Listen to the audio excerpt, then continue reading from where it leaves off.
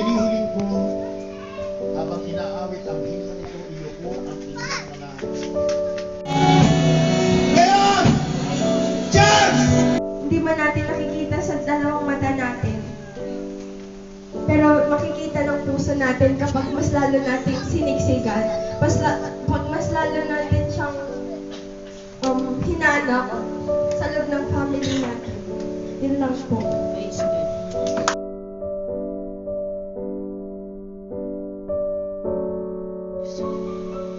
Ang hinihiling ko lang Panginoon, kapalit ng lahat ng bagay na tinatanggap natin ay ang sampay ka.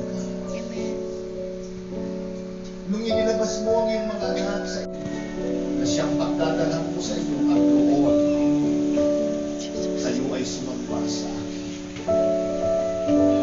Lord, this is the place of your mercy. Matagumpayan kayo. Amen! Amen. Kaya pati yung mga ninyo, nagaganda. Ay, sige, let's worship God one more time. This song is very dear to my heart kasi yung lyrics is napakaganda. Like, I see the King of Glory coming of the clouds with fire. Amen. Kasi madali yung kantahin pero nang wala ka nakikita. So right now, let's put all of our faith, kahit ano yung kalikit, amen. Let's put all of our faith habang inaawit natin. Let's hold up to God. God, thank you. Thank you. Paman kapatid na katuloy sa iya. Pakawalan ko na na yun.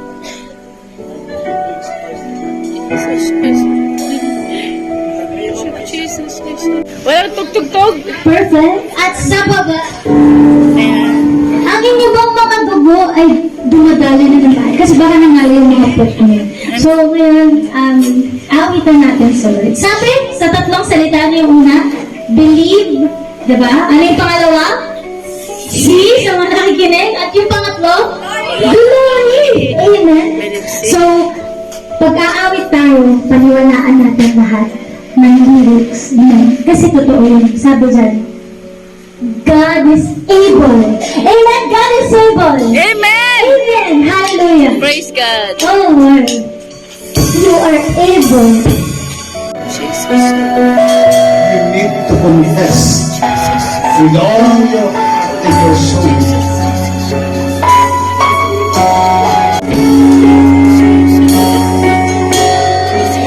Hallelujah. Hallelujah. Dagdagan mo pa, Panginoon, ang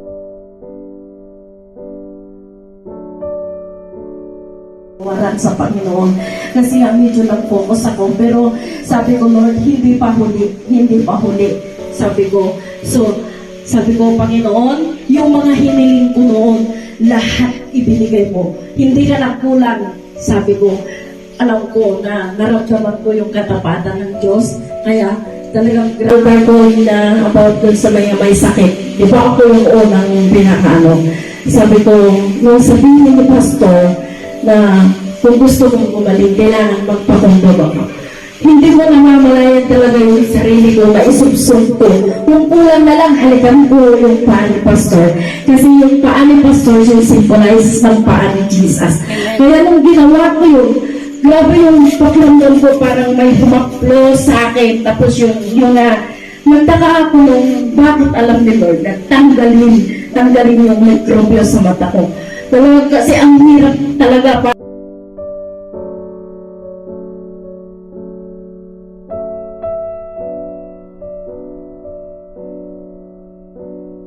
Ako, nang sunod-sabi nga ni Pastor na sabi niya, napaka-bless na tapusin mo yung 3 araw. First day, nung nag-pray ako kay Lord na sabi nga, huwag mong harapin yung nakaraan, mag-move on ka.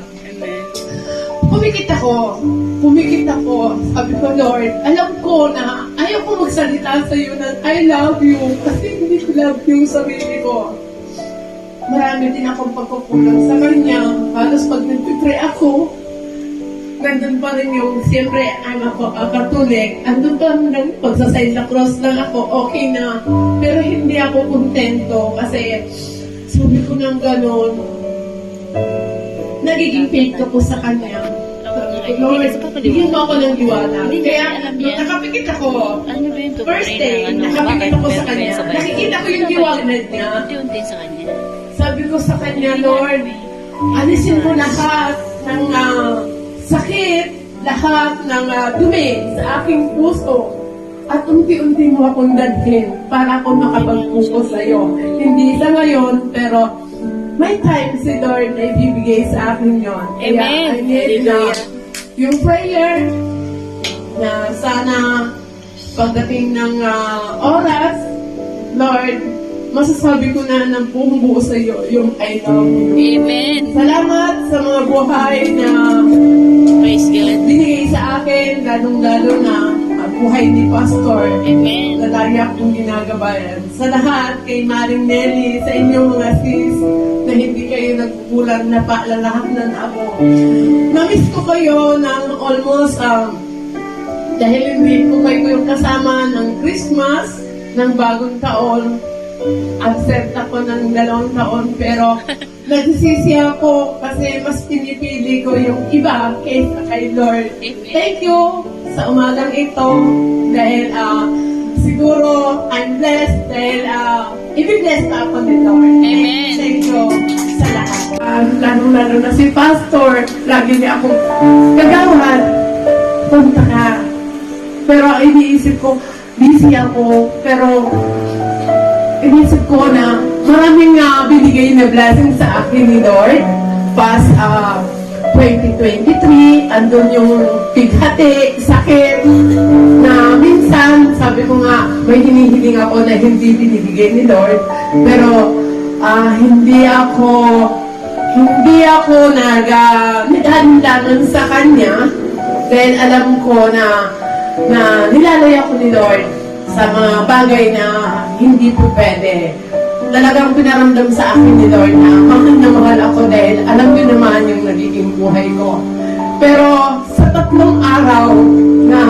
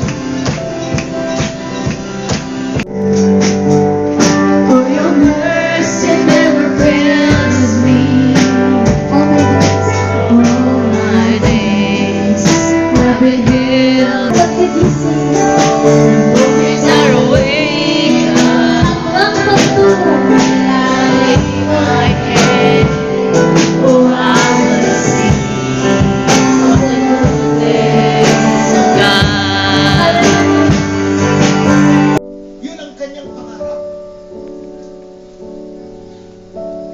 At bakit natin ito nababanto? Isa lang naman ang problema, kapatid, kasalanan. Yes, Lord. Diyos na makapangyarihan, aring kataas-taasan, sa aking puso ay nananahan. Ang ganda ng message, di ba? Amen? Maganda ba yung Amen. message? Buhay pa ba kayo? Amen.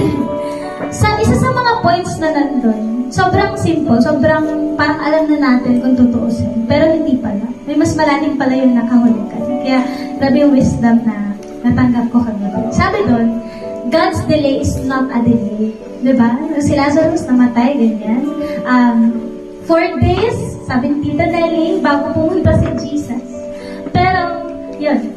Because God is preparing si Lazarus for a greater testimony.